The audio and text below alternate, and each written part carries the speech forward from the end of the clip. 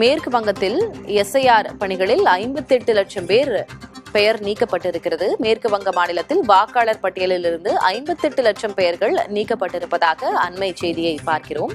இறந்தவர்கள் 24 லட்சம் பேர், இடம்பெயர்ந்தவர்கள் 19 லட்சம் என்று ஏறத்தாழ 58 லட்சம் பேருடைய பெயர் நீக்கம் செய்யப்பட்டிருக்கிறது. கூடுதல் விவரங்களை வழங்குவதற்காக செய்தியாளர் கணபதி இணைந்திருக்கிறார்.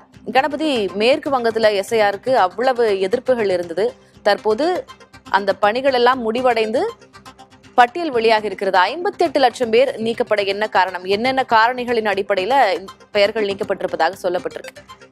மேற்கு வங்க மாநிலத்திலே 2026 வருடம் ஏப்ரல் மாதத்திலே சட்டசபை தேர்தல் நடைபெற இருக்கும் சமயத்தில் இந்த வரைவு வாக்காளர் பட்டியல் வெளிவந்திருப்பது குறிப்பிடத்தக்கது. எஸ்ஐஆர் பணிகள் நிறைவடைந்து, அதாவது அதிலே படிவங்களை விண்ணப்பிக்கும் பகுதி மற்றும் படிவங்களை நிரப்பி அதை பதிவேற்றம் செய்யும் பணி ஆகியவை நிறைவடைந்திருக்கின்றன. இதற்கு அடுத்த கட்டமாக தற்போது வரைவு வாக்காளர் பட்டியல் வெளியிடப்பட்டிருக்கிறது. வரைவு வாக்காளர் பட்டியல் வெளியிடப்பட்ட இந்த நாளிலிருந்து வாக்காளர்கள் தங்களுடைய பெயர்கள் வாக்காளர் பட்டியலில் இல்லை என்றால் அதை சேர்ப்பதற்கு அவர்கள் படிவங்களை நிரப்பி விண்ணப்பங்களை அளிக்கலாம். ஆகவே வாக்காளர் பட்டியலில் அனைவரும் தங்களுடைய பெயர் இருக்கிறதா என்பதை சரிபார்த்து கொள்ள வேண்டும் எனவும், அப்படி பெயர் விடுபட்டிருந்தால் அவர்கள் விண்ணப்பிக்கலாம் என்பதும் இந்த எஸ்ஐஆர் பணியின் அடுத்த கட்ட நடவடிக்கையாகும். மேற்கு வங்க மாநில வாக்காளர் பட்டியல் சிறப்பு தீவிர சீராய்வு நடவடிக்கைக்கு பிறகு வாக்காளர் பட்டியலிலே இறந்தவர்கள், அவர்களுடைய விலாசத்தில் தற்போது வசிக்காதவர்கள், அதாவது புலம்பெயர்ந்தவர்கள் உள்ளிட்டோர், இது போன்ற பல்வேறு வகைகளிலே லட்சக்கணக்கானோர் நீக்கப்பட்டிருக்கிறார்கள்.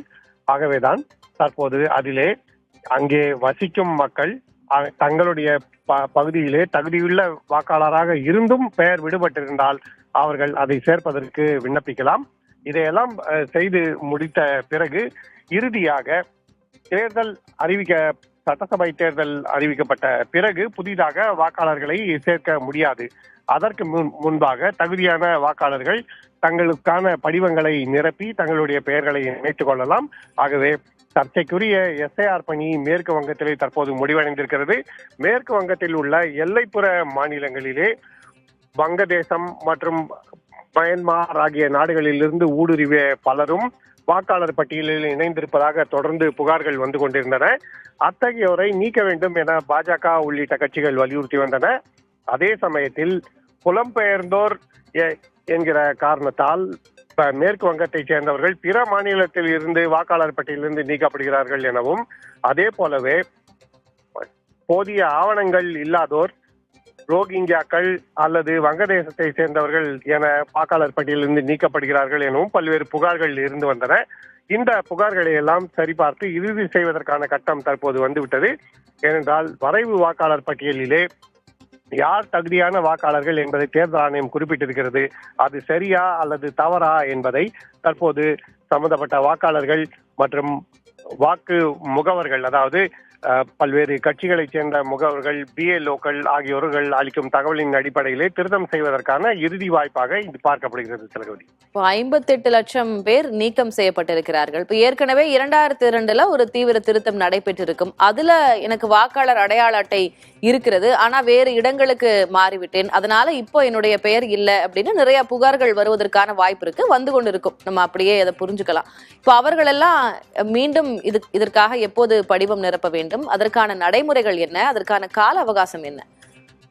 இப்போதிலிருந்தே, அதாவது வரைவு வாக்காளர் பட்டியல் வெளியிடப்பட்ட சமயத்திலிருந்தே விண்ணப்பங்களை தாக்கல் செய்யும் பணியை தொடங்கலாம். அதாவது இன்று முதலே அங்குள்ள வாக்காளர்கள் யாரேனும் தங்களுடைய பெயர் வாக்காளர் பட்டியலில் இருக்கிறதா என்று சரிபார்த்து அப்படி இல்லாவிட்டால் உடனடியாக பெயர்களை இணைப்பதற்கு படிவங்களை நிரப்பலாம். இதை தவிர புதிதாக 18 வயது நிரம்பி இருப்பவர்களும் அதற்கான காலகட்டங்களிலே ஒவ்வொரு வருடமும் குறிப்பிட்ட தேதிகளிலே 18 வயதை கடந்தவர்களுக்கு வாக்காளர்கள் என பதிவு செய்வதற்கான வாய்ப்பை தேர்தல் ஆணையம் அளிக்கிறது. அதே போல அவர்களும் விண்ணப்பிக்கலாம். இந்த விண்ணப்பங்களை எல்லாம் சரிபார்த்து புதிய வாக்காளர்களை சேர்க்கும் பணி, அது புதிய வாக்காளர்களாக இருந்தாலும் சரி, விடுபட்டிருக்கும் வாக்காளர்களாக இருந்தாலும் சரி, அந்த பணிகள் தேர்தல் அறிவிக்கப்படும் வரை தொடரலாம். அதுதான் நடைமுறையாக இருந்து வருகிறது. அந்த நடைமுறைப்படி தற்போது நடைபெறும்.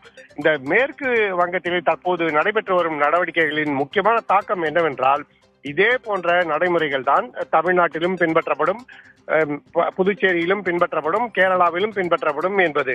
ஆகவே மேற்கு வங்க மாநிலத்திலே என்னென்ன சிக்கல்களை அங்கு வாக்காளர்கள் சந்திக்கிறார்களோ, அதாவது அவர் பெயர்கள் விடுபட்டுள்ள வாக்காளர்கள் சந்திக்கிறார்களோ, அதே போன்ற பிரச்சனைகள் தமிழ்நாட்டிலே உள்ள வாக்காளர்களும் சந்திப்பதற்கான வாய்ப்பு இருக்கிறது.